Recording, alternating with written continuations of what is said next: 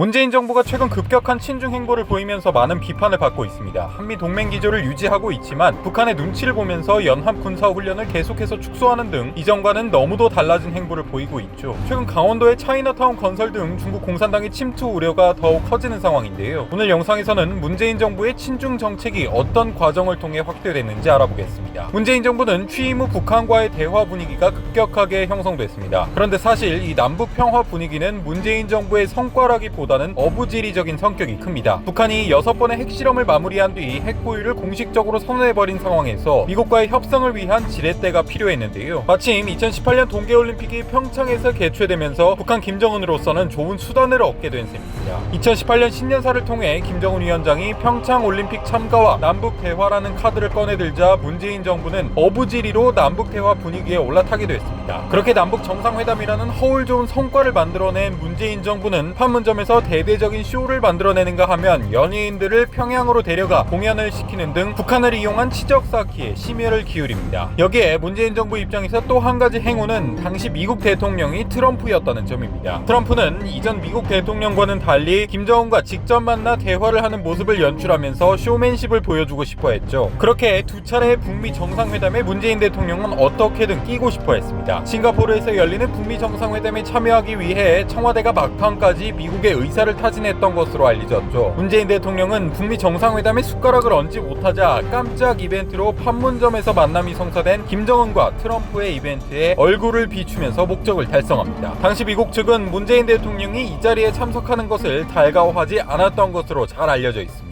이후 문재인 정부 입장에서 지지율을 가장 많이 끌어올렸던 남북 평화 이벤트는 북미 간 협상 결렬로 끝나게 됐죠. 김정은 입장에서는 미국과의 직접 협상의 자리를 만들기 위해 한국을 이용해 1차 목표는 달성하기도 했습니다. 핵을 비싸게 팔아먹으려던 김정은의 계산은 무너졌지만 미국 대통령과의 직접談判은 성사시킨 것이죠. 그런 점에서 북한은 더 이상 남한의 도움이 필요 없어지게 된 것입니다. 결국 앞으로는 문재인 대통령이 원하는 대로 북한이 미국과의 대화를 재개하더라도 문재인 대통령의 역할은 크게 줄어들게 됐습니다. 상황이 불리해지자 문재인 정부가 꺼내든 카드가 바로 중국입니다. 중국 역시 처음 김정은이 북미 대화를 시작할 당시에는 별다른 역할이 없어서 초조한 분위기였습니다. 그래서 트럼프를 만나러 가는 김정은을 위해 중국 대륙을 횡단하는 철도를 제공하는 등 온갖 편의를 봐줬죠. 입장이 뒤바뀌어 입지가 축소된 문재인 대통령은 다시 한번 주인공이 되고 싶은 마음에 중국을 끌어들이기 시작한 것입니다. 우리 정부가 중국을 향해 적극적인 모습을 보인 것도 북미 대화가 결렬된 이후인 2019년 무렵부터입니다. 사실 문재인 대통령 취임 초기 한중 관계는 매우 좋지 않았는데요. 사드 배치 사태 이후 한국을 보복한 중국은 아직까지도 그 앙금을 완전히 씻어내지 않았습니다. 그럼에도 불구하고 문재인 대통령은 시진핑 주석을 향해 끊임없이 방안을 요청하면서 구애 작전을 폈죠. 그리고 미국 바이든 대통령이 당선된 이후에는 더욱 노골적으로 중국에 매달리기 시작했습니다. 바이든 대통령 취임 이후 전화 통화를 앞두고는 시진핑 주석과 먼저 전화 통화를 한 사실을 공개하면서 미국을 자극해 중국의 의도에 완전히 넘어갔죠. 그리고 최근에는 뉴욕타임스와의 인터뷰를 통해서 트럼프를 향한 불만을 토로하기도 했습니다. 북미 대화를 두고 변죽만 올렸을 뿐은 완전한 성공은 거두지 못했다면서 트럼프를 비판한 것인데요. 사상 처음 북미 간 정상회담을 개최한 건 분명한 성과라면서도 2019년 하노이 회담이 빈손으로 끝난 데 대한 아쉬움을 나타냈습니다. 임기 마지막 1년 바이든 행정부와 함께 북핵 비핵화 협상을 다시 시작해야 하는 문재인 대통령은 북한의 비핵화가 우리나라의 생존의 문제라고 규정했습니다. 그러면서 바이든 대통령이 한반도 비핵화와 평화 정착 진전에 역사적인 대통령이 되길 바란다면서 자신의 바람을 드러냈죠. 그러면서 2018년 싱가포르 합의를 폐기하는 건 실수가 될 것이라고 경고하면서 북미 대화를 어떻게든 다시 성사시키려는 초조함도 드러냈습니다. 트럼프 행정부가 거둔 성과의 토대 위에서 더욱 진전시켜 나간다면 그 결실을 바이든 정부가 거둘 수 있을 것이라는 당근도 제시했는데요. 문재인 대통령의 발언을 두고 뉴욕타임스는 바이든 행정부가 대북 정책 검토를 마무리한 시점에 문재인 대통령이 방미한다는 사실에 주목하면서 북한과의 대화를 청원하고 그 방식을 설득하기 위한 목적이 있다고 분석했습니다. 문재인 대통령의 인터뷰가 공개된 직후 트럼프는 이메일 성명서를 발표했는데요. 트럼프는 가장 도전적인 상황에서 알게 된 북한의 김정은은 한국의 문재인 대통령을 단 한 번도 존중한 적이 없다면서 문재인 대통령의 한계를 지적했습니다. 트럼프는 그러면서 문재인 대통령은 미국에 대해 장기간 지속된 군사적 갈취 정치와 관련된 것을 제외하면 지도자, 협상가로서 약했다면서 약점을 파고들었죠. 문재인 대통령이 북한을 이용해 치적을 쌓으려는 의도가 관철되지 않자 초조한 모습을 여실히 드러낸 것을 보면 트럼프의 지적이 타당한 면도 없지 않습니다. 그러는 사이 바이든 행정부가 발표한 대북 정책을 보면 문재인 대통령의 초조함은 더욱 커질 것으로 보입니다. 앞서 바이든 행정부는 출범 100일 만에 한반도의 완전한 비핵화를 목표로 실용적이고 조정된 접근을 통해 외교적 해법을 모색한다는 것을 골자로 한 대북 정책을 제시했죠. 이는 과거 단계적 해법과 유사하다는 평가를 받았는데요. 임기가 1년밖에 남지 않은 문재인 대통령 입장에서는 성에 차지 않는 대북 정책입니다. 게다가 미국의 대북 정책을 접한 북한이 성명을 내면서 바이든 대통령의 기조에 반감을 표시하면서 매우 심각한 상황이 직면하게 될 것, 부득불 상응한 조치들을 강구하지 않으면 안 될 것이라고 도발 가능성까지 열어둔 상황입니다. 결국 문재인 대통령은 앞으로도 중국에 더욱 매달릴 가능성이 높아졌죠. 현재로서는 문재인 정부가 북한을 대화의 장으로 이끌어낼 수 있는 유일한 나라가 중국이라는 판단을 바꿀 가능성이 매우 적습니다. 하지만 중국 역시 기본적으로 김정은과 생각이 비슷하기 때문에 문재인 정부의 고민은 더욱 깊어질 수밖에 없는데요. 시진핑 주석 역시 북핵 문제 해결에 대해 급할 것이 없고 궁극적으로는 문재인이 아닌 바이든과의談判이 필요하다는 것을 잘 알고 있습니다. 게다가 현재 미중 갈등 때문에 중국 역시 한국을 이용하려는 측면이 있지만 이 역시 수단에 불과할 뿐 중국 입장에서도 한국과의 관계 개선은 반드시 필요한 것도 아니기 때문이죠. 결국 문재인 대통령은 이도저도 아닌 미중 간 균형 외교로 포장해 중국의 일방적인 구애 중이라는 분석이 많습니다. 특히 최근 김치와 한복 등을 포함해서 역사, 문화 왜곡 논란으로 반중 감정이 커지고 있는 상황에서 문재인 정부의 구상은 실패로 돌아갈 가능성이 더욱 커지고 있습니다. 오늘 준비한 영상은 여기까지입니다. 영상 재미있게 보셨다면 구독과 좋아요 부탁드립니다.